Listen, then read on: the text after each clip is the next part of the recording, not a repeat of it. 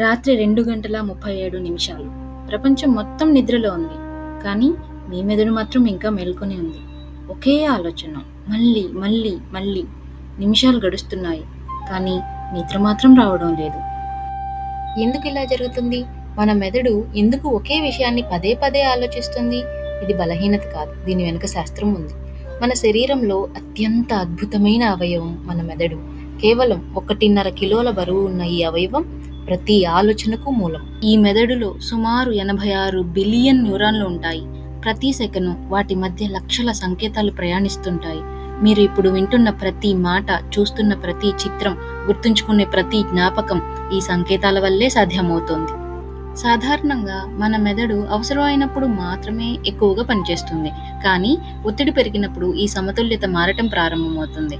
అయితే మన మెదడులో ఒక చిన్న భాగం, ఈ చిన్న భాగాన్ని అమిగ్డాలా అంటారు. ఒక చిన్న బాదం గింజంత పరిమాణం ఉన్న ఈ భాగం ఎలా మొత్తం శరీరాన్ని అప్రమత్తం చేస్తుందో ఇప్పుడు చూద్దాం. వేల సంవత్సరాల క్రితం పులి కనిపిస్తే అమిగ్డాలా వెంటనే ప్రమాదాన్ని గుర్తించేది. ఈరోజు ఒక ఈమెయిల్, ఒక ఎగ్జామ్ లేదా ఒక ఇంటర్వ్యూ కూడా దానికి ప్రమాదంగానే అనిపించవచ్చు. అమిగ్డాలా ప్రమాదాన్ని గుర్తించిన వెంటనే అది మరో ముఖ్యమైన భాగానికి సందేశం పంపుతుంది. అదే హైపోథలామస్. హైపోథలామస్ మన శరీరానికి అత్యవసరమైన సంకేతాన్ని పంపిస్తుంది. దాని తర్వాత అడ్రినల్ గ్లాండ్స్ పనిచేయటం ప్రారంభిస్తాయి. Adrenal glands adrenaline and cortisol అనే హార్మోన్లను విడుదల చేస్తాయి. అవి మన శరీరాన్ని వెంటనే చర్యకు సిద్ధం చేస్తాయి. గుండె వేగంగా కొట్టుకోవడం, శ్వాస వేగంగా మారడం, కండరాలు బిగుసుకుపోవటం ఇలాంటివి.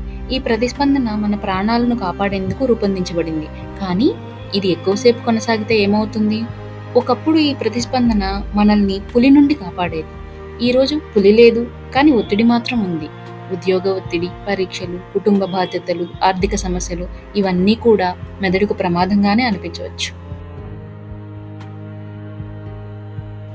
ప్రమాదం ఇంకా ముగియలేదని మెదడు భావిస్తే అదే ఆలోచనను మళ్ళీ మళ్ళీ పరిశీలించటం ప్రారంభిస్తుంది. ఇక్కడే సమస్యను పరిష్కరించే ఆలోచన పరిష్కారం లేకుండా తిరుగుతూనే ఉండే ఓవర్ థింకింగ్గా మారుతుంది. కానీ అందరూ ఒకే కారణంతో ఓవర్ థింక్ చేయరు. ప్రతి వ్యక్తికి దాని వెనుక వేర్వేరు కారణాలు ఉంటాయి. మొదటి కారణం అనిశ్చితి. భవిష్యత్తులో ఏం జరుగుతుందో తెలియనప్పుడు మన మెదడు అన్ని అవకాశాలను ఊహించటం ప్రారంభిస్తుంది. ఆ ఒక్క ప్రశ్న తప్పు అయిందేమో, ఫలితం ఎలా వస్తుందో, ఇలాంటి ఆలోచనలు. రెండో కారణం గత అనుభవాలు. ఒకసారి బాధ కలిగిన సంఘటన మళ్ళీ జరగకూడదని మెదడు ప్రయత్నిస్తుంది. మూడో కారణం పరిపూర్ణంగా చేయాలనే కోరిక. ఇంకా బాగా చేయాలి అనే ఆలోచన కొన్నిసార్లు ముందుకు వెళ్లకుండా ఆపేస్తుంది. నాలుగో కారణం ఇతరులు నా గురించి ఏమనుకుంటారు అనే భయం. ఒత్తిడి తగ్గినప్పుడు మెదడు కూడా మెల్లగా ప్రశాంత స్థితికి తిరిగి రావడం ప్రారంభిస్తుంది. శుభవార్త ఏమిటంటే మన మెదడు మార్పును నేర్చుకోగలదు. కొత్త ఆరోగ్యకరమైన అలవాట్లు ఈ చక్రాన్ని నెమ్మదిగా మార్చడంలో సహాయపడవచ్చు. మీ ఆలోచనలను బలవంతంగా ఆపలేరు, కానీ వాటితో మీ సంబంధాన్ని మార్చుకోవచ్చు. అయితే ఈ మార్పును ఎలా ప్రారంభించాలి అది ఇప్పుడు చూద్దాం. మొదటి అలవాటు, మీ ఆలోచనలను మనసులో ఉంచకండి. వాటిని ఒక కాగితంపై రాయండి. రాయడం వల్ల మెదడు వాటిని మళ్ళీ మళ్ళీ గుర్తు చేసుకోవాల్సిన అవసరం తగ్గవచ్చు. రెండో అలవాటు, నెమ్మదైన లోతైన శ్వాస తీసుకోండి.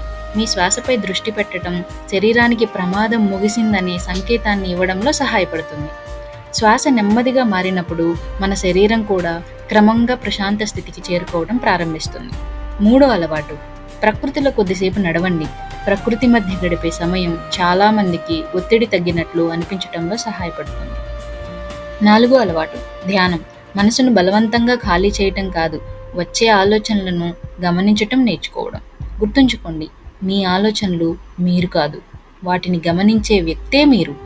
ఈ రోజు మీరు ఒక విషయం మాత్రమే గుర్తుంచుకోండి, ఓవర్ థింకింగ్ మీ బలహీనత కాదు, అది మీ మెదడు మిమ్మల్ని రక్షించడానికి చేసే ప్రయత్నం. కానీ అవగాహన, సరైన అలవాట్లు మరియు ప్రశాంతమైన శ్వాసతో ఆ చక్రాన్ని మార్చుకోవచ్చు. ఇలాంటి సైన్స్ ప్లస్ స్పిరిచువాలిటీ వీడియోల కోసం గుడ్ వైబ్స్ జోన్ను సబ్స్క్రైబ్ చేయండి. మళ్ళీ మరో ఆసక్తికరమైన వీడియోలో కలుద్దాం.